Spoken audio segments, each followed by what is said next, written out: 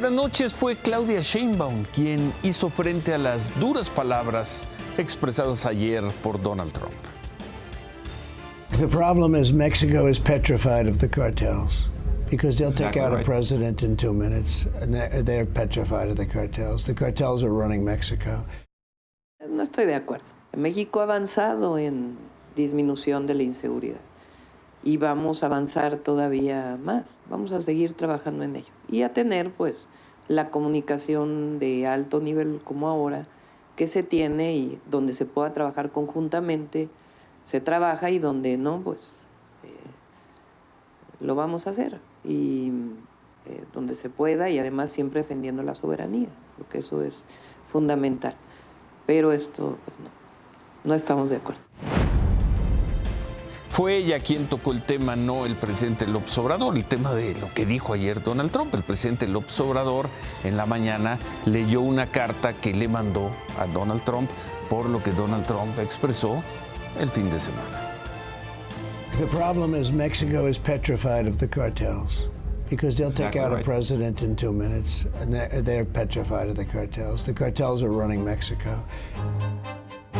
Viven en el mismo barrio, en una vecindad donde las relaciones son ambiguas, donde a veces el presidente y el expresidente son cercanos y a veces él es muy distante.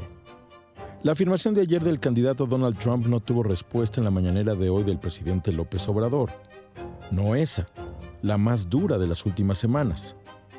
Otras, como cuando advirtió que de ganar la elección presidencial cerraría la frontera con México, mereció una amable carta por respuesta.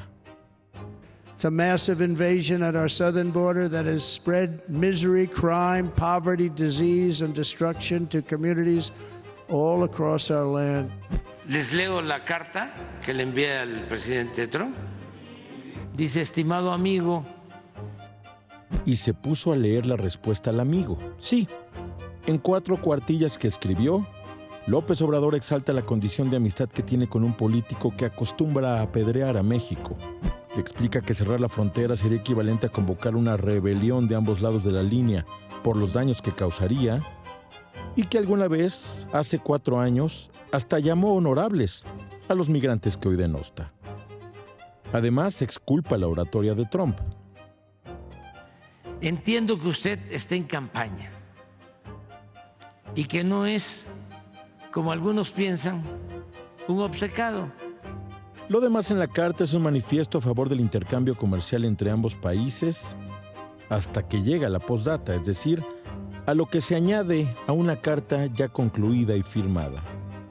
Todo comenzó el sábado, cuando Trump jubiló prematuramente al presidente de México. The president's a great guy. He's no longer president, but he's a great guy. He was a great guy, still is. Oiga, todavía soy presidente de México. Por favor, amigo, no me ande mandando a la chingada antes de tiempo.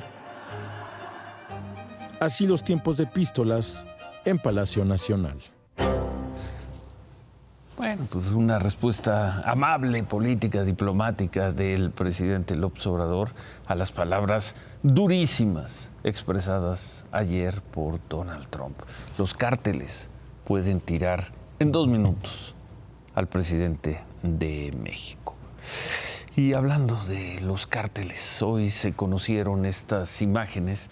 Así secuestraron anoche a un profesor en su casa, esto en la colonia Las Fuentes, en Reynosa. A las 8:23 de la noche de ayer, el maestro de la secundaria 10 de Reynosa, Juan Manuel López, llega a su casa en la colonia Las Fuentes. Apenas se abre el portón eléctrico cuando una camioneta se coloca detrás. Baja un sujeto encapuchado de la camioneta, empuñando un arma. Inmediatamente un vehículo rojo termina de cerrar el paso a la camioneta del maestro, y de él baja otro hombre armado. Es este sujeto quien entra a la cochera, abre la puerta de la camioneta del maestro, mientras que el primer sujeto intenta sacarlo. Pero en ese momento su pequeña hija de unos 6 años se interpone. Los secuestradores la arrancan de sus brazos y sacan al maestro. Lo llevan a la camioneta que antes le había cerrado el paso mientras su hija corre detrás. Después de llevárselo, su hija regresó a la casa para tratar de cerrar el portón desde el control que estaba dentro de la camioneta.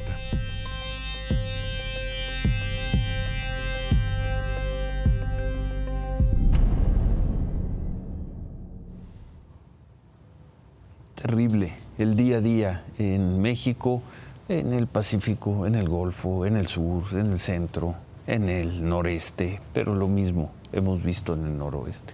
Y ahí están las imágenes. Y ahí está la niña, viendo cómo se llevaban a su papá. ¿Quién se lo llevó? No se sabe.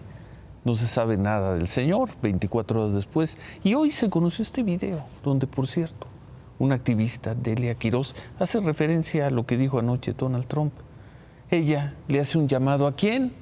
¿Al gobierno municipal de Reynosa? No. ¿Al gobierno de Tamaulipas? Que va.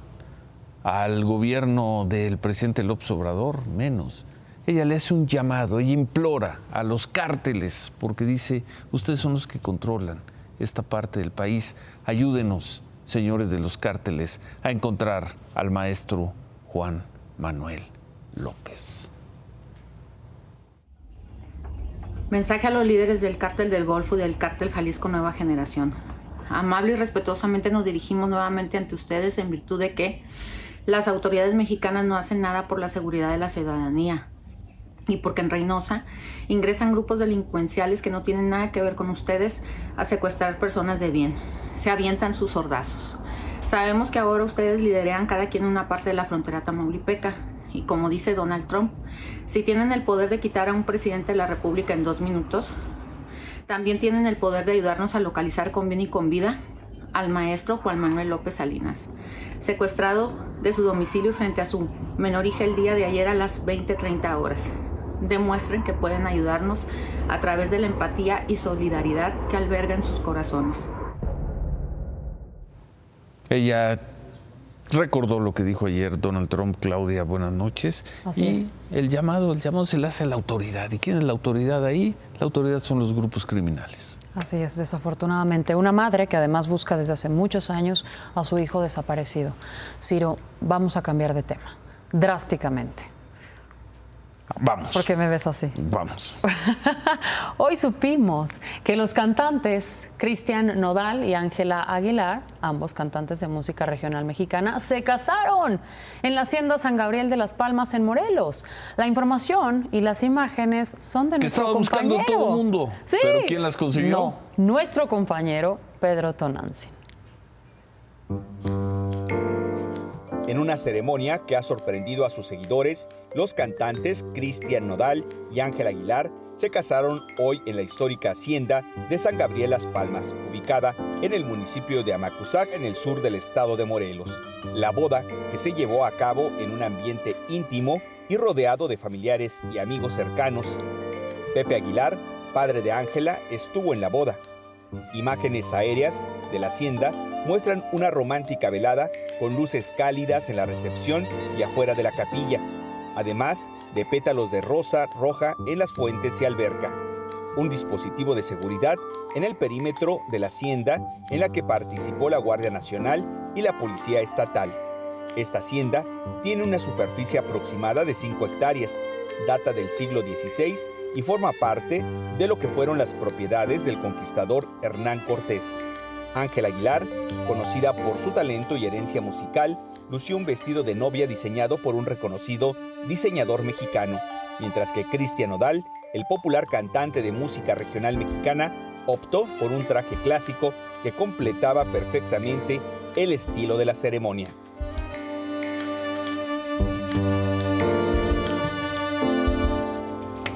Bueno, son las imágenes, las presentamos aquí. Felicidades a Pedro Tonantzin porque tenemos entendido que le estaba buscando todo el mundo una boda, 2 artistas. Y se han divulgado en distintos medios. Pedro Tonantzin las trae, compañero de Imagen Noticias. La Hacienda San Gabriel también, Ciro, porque hablamos, nos informó que por un evento privado no hay reservaciones hasta el viernes. Lástima. Lo importante para nosotros es que tenemos las dejamos las unos imágenes. Segundos. Ahí están las imágenes. Felicidades a Pedro Tonantzin.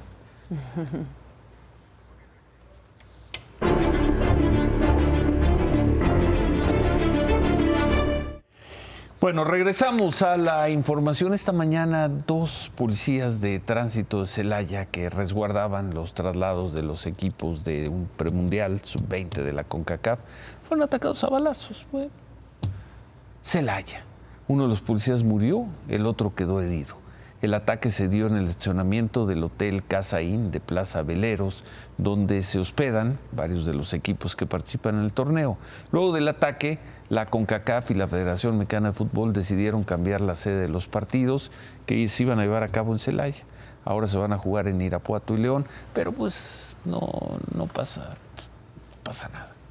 No pasa nada, el país está tranquilo y los hechos violentos van a la baja. Justo Irapuato es una de las ciudades que aparecen hoy en la encuesta de percepción de inseguridad que hoy dio a conocer el INEGI como una de las más inseguras del país. Sacan los juegos de Celaya para llevárselas a Irapuato. ¿Cómo estará Celaya? Vamos a ver los datos que presentó el INEGI.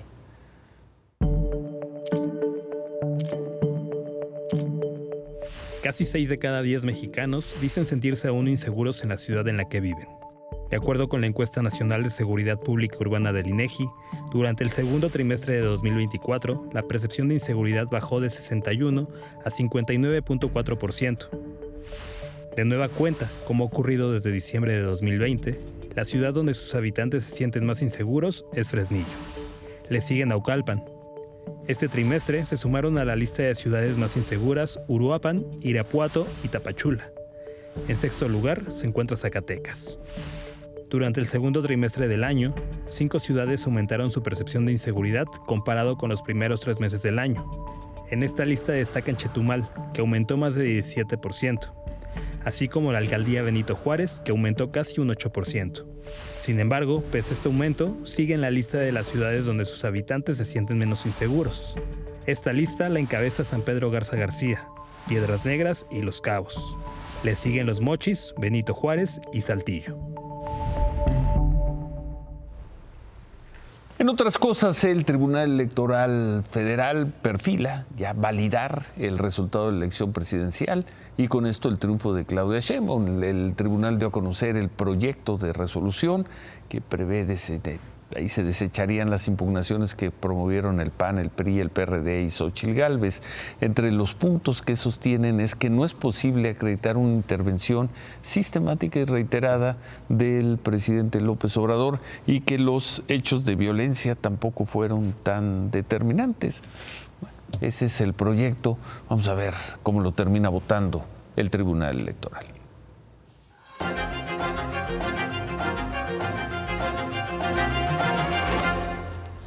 Reapareció el presidente Biden con un mensaje para explicar por qué renunció a la candidatura. Reapareció muy recuperado físicamente. America's going to have to choose between moving forward or backward, between hope and hate, between unity and division. We have to decide, do we still believe in honesty, decency, respect? But nothing can come in the way of saving our democracy. That includes personal ambition. So I've decided the best way forward is to pass the torch to a new generation. I would like to thank our great Vice President Kamala Harris. She's experienced, she's tough, she's capable. The great thing about America is here, kings and dictators do not rule, the people do. Donald Trump llamó hoy al presidente Joe Biden falso liberal, quien por cierto tuvo su primer mitin desde que Joe Biden dejó la contienda y de inmediato enfocó ahora sus ataques en la vicepresidenta Kamala Harris, quien todo indica será la candidata demócrata, hoy su principal rival. Trump estuvo en Charlotte, donde criticó los resultados para contener la migración. So now we have a new victim to defeat, Lion Kamala Harris. She's crazy. She's crazy. Who could want open borders? Joe Biden made her the border czar, and that's when it really got bad. She launched a colossal illegal alien invasion of a country. She said, come on in. And we will seal the border and we will stop Kamala Harris invasion without delay. It'll happen immediately. El insulto, la discriminación. Kamala Harris estuvo en Indianápolis y en un evento organizado por una de las hermandades negras más antiguas de Estados Unidos dio un mensaje, no para criticar a Trump, sino para decir esto.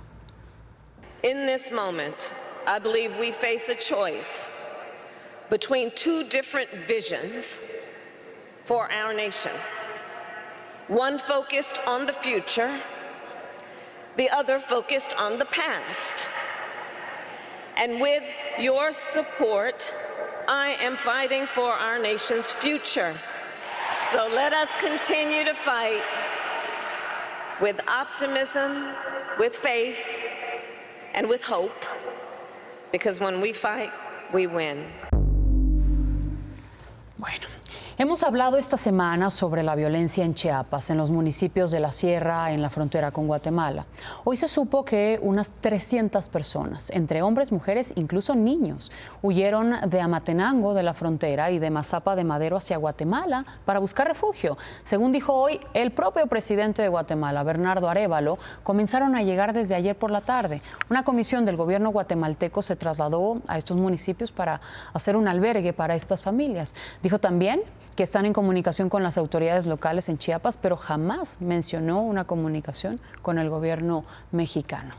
Ahí mismo en Chiapas, mientras unos llegan, otros se van. Y el tema migratorio será un detonante para la elección en Estados Unidos. Hoy la caravana migrante que partió el domingo hizo una pausa en Huixtla. Se instalaron en el domo de las canchas de básquetbol a la salida de la ciudad. La mayoría de ellos tienen fuertes heridas en los pies porque caminan sin descanso.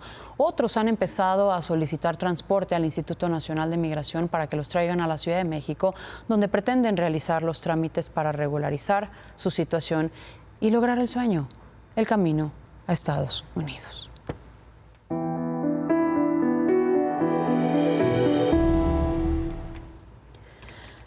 Vaya las lluvias de esta tarde en el Valle de México y esta vez pegaron duro en Naucalpan. El nivel del río San Agustín subió y está en un 98% de su capacidad.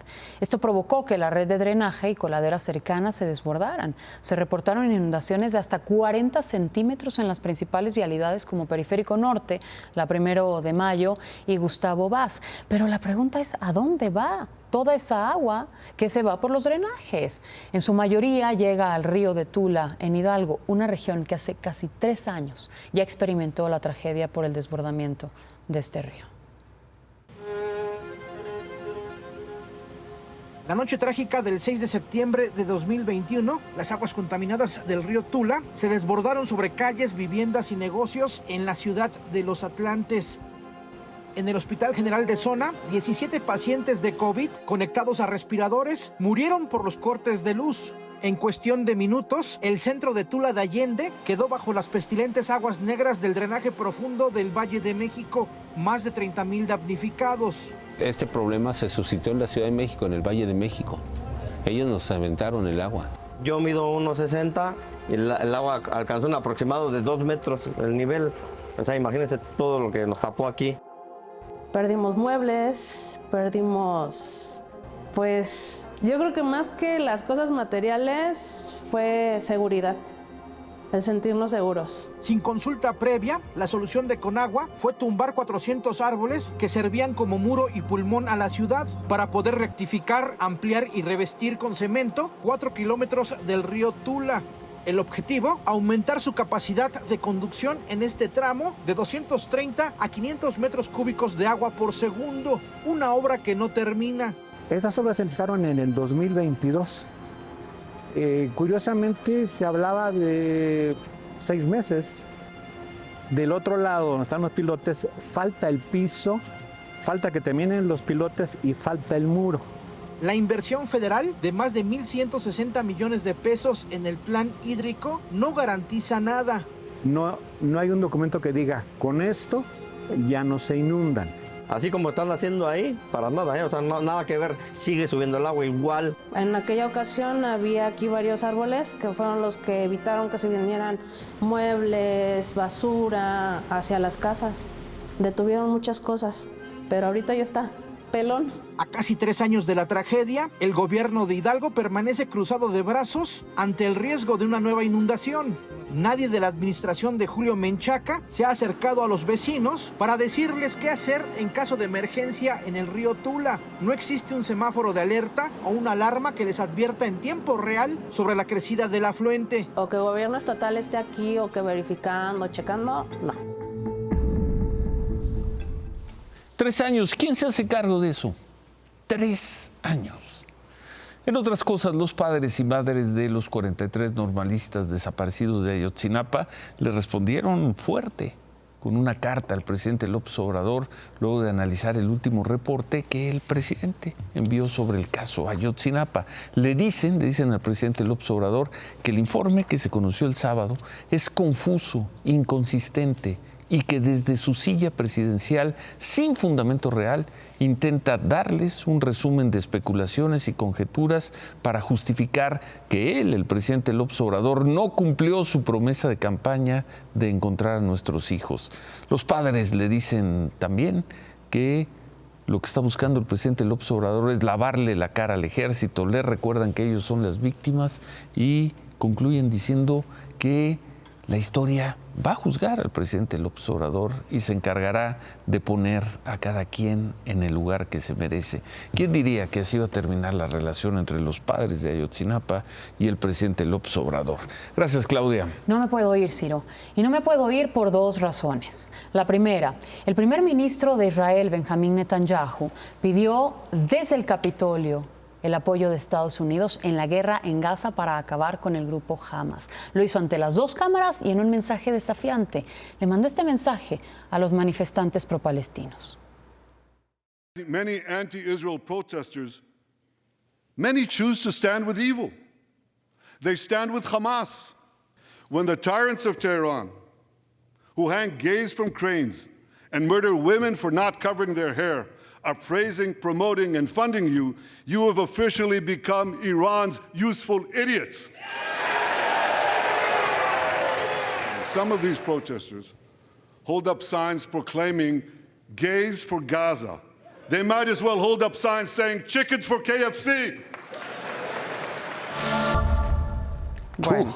Eso adentro del Capitolio. Afuera, más de 5,000 personas protestaban en contra de la visita de Netanyahu. Los manifestantes vandalizaron algunos monumentos, quemaron banderas de Estados Unidos. Hubo incluso enfrentamientos con policías de Washington. 23 los detenidos.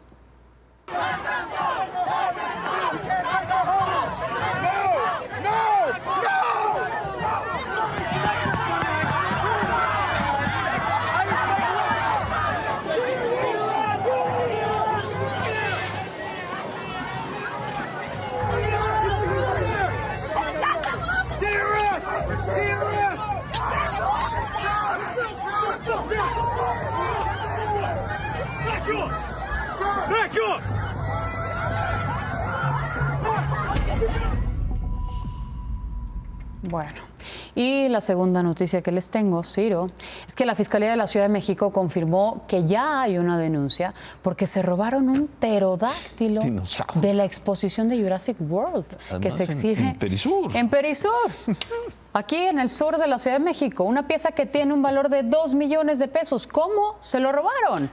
Habría ocurrido, según las autoridades, la semana pasada. El organizador del evento se dio cuenta de que le faltaba este pequeño dinosaurio cuando guardaba el resto de las piezas. Imagínate. Gracias, Claudia. Buenas noches. Gracias. La inflación, David, altísima. Como adelantaba David, el INEGI informó hoy que la inflación subió 0.71% en la primera quincena de julio y esto lleva a la inflación anualizada a 5.61%. Es un aumento considerable comparado con la quincena anterior. La tasa anualizada de inflación hace 15 días era 4.98, hoy es de 5.61%.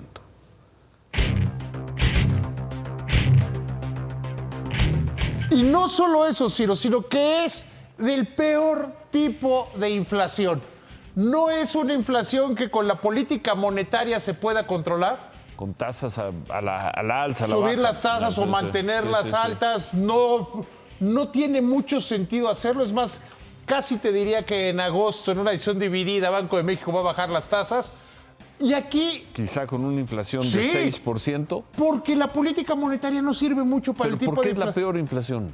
Porque una parte de la inflación, una parte muy importante de esa inflación, son precios y tarifas del sector público. Este gobierno que dijo que no iba a haber gasolinazos y que todavía hace unos días estaba diciendo que en términos reales no han subido los precios de los combustibles, es el que más aumentó.